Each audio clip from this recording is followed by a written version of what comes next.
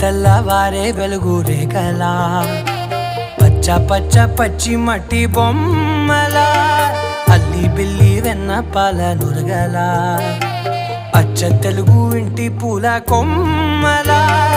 దేవదేవుడే పంపగా ఇలా దేవతే మా ఇంట అడుగే పెట్టెనంట బ్రహ్మ కళ్ళలో కాంతులే మా అమ్మలా మా కోసం మళ్ళీ లాలి పాడేనంట.